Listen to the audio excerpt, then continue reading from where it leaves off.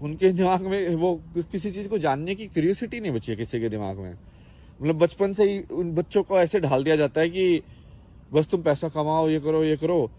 वो ऐसे होते ही नहीं कि यार ये कहाँ आ गया, मैं चलो मैं इसको एक्सप्लोर करता हूँ या जानता हूँ मैं कि क्या चक्कर है, क्या है ये, नारी क्या होती है।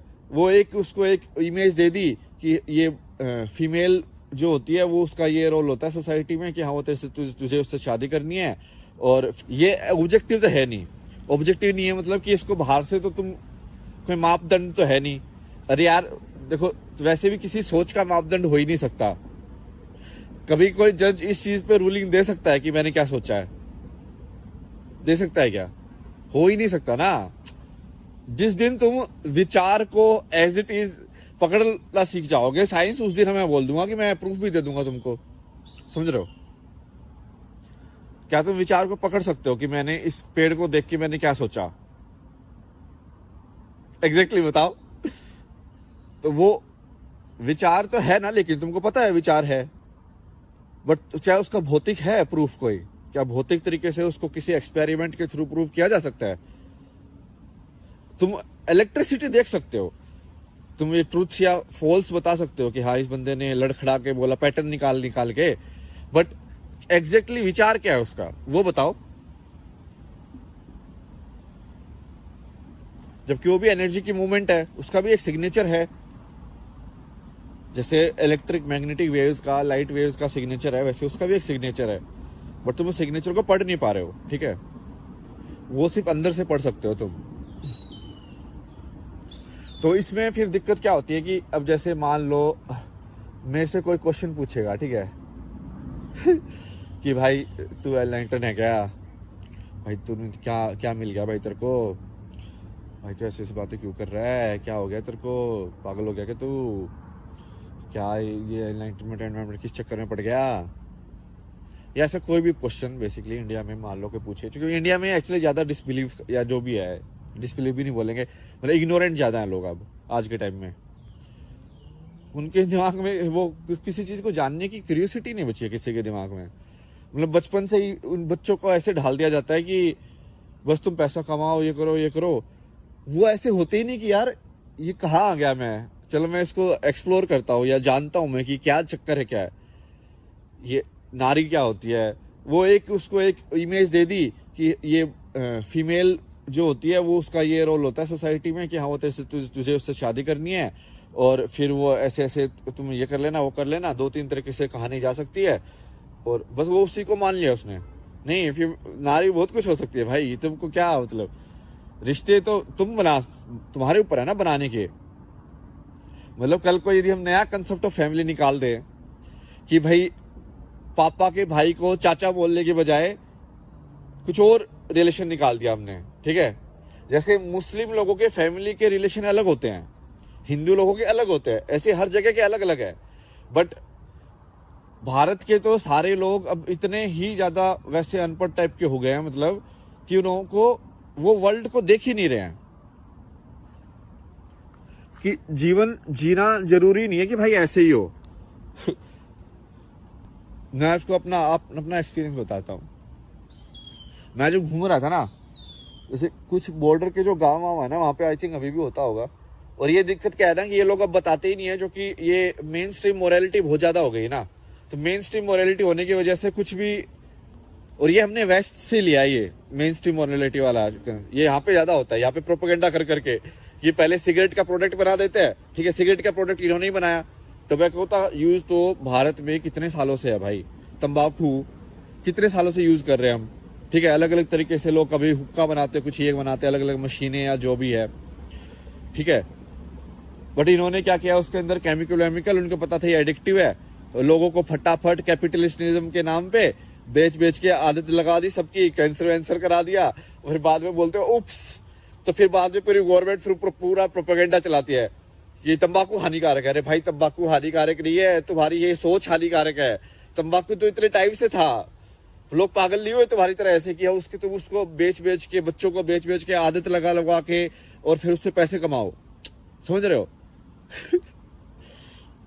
सोच का फर्क है ना भाई।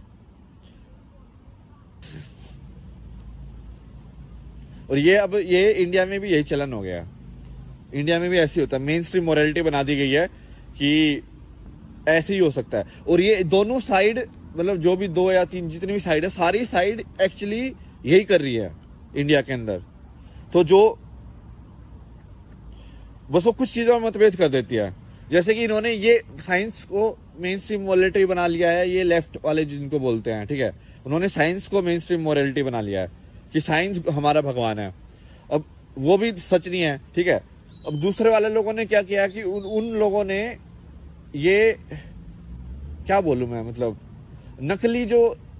नकली भी नहीं है यार, अब वो उसको बोलना बहुत ही क्रिटिकल है ना। आजकल तो भाई स्पीच के ऊपर ही लोग जेल वेल करा देते हैं, ध्यान से बोलना पड़ता है सबको सोच समझ के। भाई कुछ ऐसे मेरी गलत इंटेंशन है, मैं तो सारे शब्द वापस ले लूंगा, ठीक है। कोई बुरा मत मानना भाई। मैं तो साथ में सोच के कि सबका कुछ मिले, सबको ना भला हो।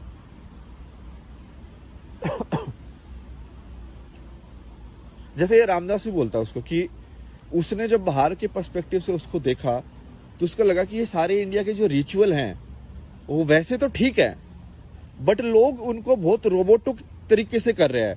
मतलब उसके अंदर की वो चली गई, भावना चली गई है। नमस्ते तो लोग कर रहे हैं बट अंदर से गाली दे रहे हैं। तो भाई ये जो नमस्ते का जो रिचुअल था जिसके अंदर एक्चुअली बहुत पावर थी, ये एक्चुअली में योगा टाइप का ही पोज है ना, एक मुद्रा है, मतलब समझ रहे हो, हाथ की एक मुद्रा है ये। जैसे हाथ की एक अलग अलग मुद्रा बताते ना कि तो ऐसे करके, इवन दोनों हाथों की भी अलग अलग है, मतलब कुछ है, पुष्प ये बता रही भाई ऐसे। तो ये हाथ की मुद्रा से पर्टिकुलर टाइप का एनर्जी फ्लो होता है, ये तो मैंने फील किया है। जैसे ये तुम जनरली तुम्हारा हाथ ना यहाँ से ऐसे, मुझे तो ऐसे फील होता है कि एनर्जी लीक होती है यहाँ से। तो बहुत बार जब मैं कपड़ा लगाता हूँ ना ऐसे, या मुट्ठी बंद करके रखता हूँ, तो मुझे लगता है कि हाँ ठीक है, मैं अब अंदर के अंदर रख रहा हूँ एनर्जी, अच्छा लगता है ऐसे। या ऐसे कोई ऐसे करो तो बहुत अच्छा लगता है, मतलब क्योंकि आई थिंक वो पूरा ये वाइब्रेशन के फॉर्म में यदि तुम देखोगे एनर्जी को, तो ये पूरा सर्किट पूरा हो गया ना, मतलब अब इसलिए गोला बना दिया मैंने अपने अंदर। एक गोला ही है ना, देखो पूरा मेरी बॉडी एक नीचे हो गई और फिर ऊपर जा रही है और फिर ऐसे जा रही है। तो वो जैसे मान लो मैंने ये चीज का एक आकार है ना, अब मैंने इसको वाइब्रेशन किया ऐसे ट, अब इसमें किस फॉर्म में वाइब्रेशन जाएगी। तो ऐसे ही मैंने अपने शरीर का जो वेसल है या शरीर का जो ये ढांचा है, उसको तुम जितने अलग फॉर्म में कनेक्ट करके वाइब्रेट करोगे वैसे अलग टाइप का वो निकलेगा, एनर्जी फ्लो होगा। मतलब ये तो साइंस भी मेजर कर सकता है, इसमें तो क्या ही।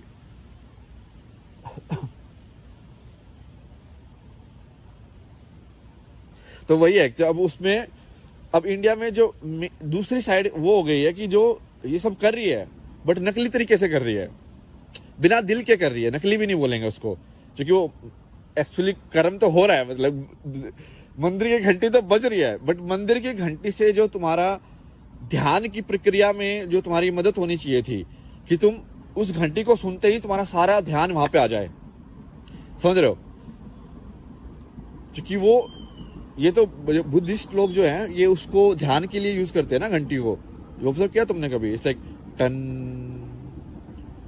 तो वो इसका ना इन्होंने प्रोडक्ट भी बनाए हैं, मैं यूज कर रहा था कि मान लो तुम काम कर रहे हो और तुमको इसको क्या बोलते हैं, माइंडफुलनेस जिसको बोलते हैं, उसकी वो प्रैक्टिस करनी है। तो इन्होंने ऐप से प्लग इन बना रखे हैं कि हर 30 मिनट में, या तुम टाइमर सेट कर सकते हो, घंटी बज जाएगी। उससे क्या होगा कि तुम मान लो कहीं पे जा रहे हो अलग ही थॉट वे, ठीक है, सही ट्रैक पे नहीं जा रहे हो, तो 30 सेकंड के बाद तुम्हारा एक इंडिकेशन आएगा कि भाई वापस आ जाओ।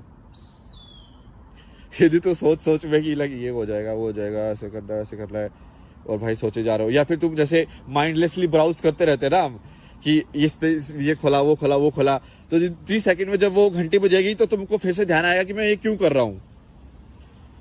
तो वो बेसिकली तुम्हारा ध्यान वापस वर्तमान में लाने की कोई उसका वो एक वो इंस्ट्रूमेंट है, मान लो वैसा ही है। तो ऐसे अपना तो घंटी कितना पुराना है यार, मतलब ये घंटी का जो इंस्ट्रूमेंट है ना, सही इसको तो बहुत स्टडी करना चाहिए। आई थिंक इसके अंदर से जो साउंड वेव जिस तरीके से निकलती होंगी ना, बहुत ही यूनिक होंगी, क्योंकि इसकी शेप है ना बहुत इंटरेस्टिंग है, बहुत ज्यादा। मतलब ऐसे करके, और फिर यहाँ पे ऐसे बेल है, तो ये ऐसे भी सर्कुलर है और बढ़ता भी रहा है डायमीटर।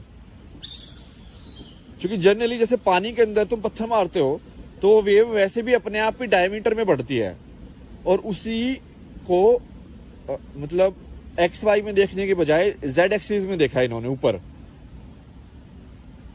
कि यदि वो वेव ऐसे करेगा और ऐसे बढ़ेगी, तो यदि वो ऐसे बढ़ रही है ये ऐसे भी चल रही है, और दो एक्सिस में मूवमेंट यदि उसकी हो रही है एनर्जी की, तो कैसे जाएगी।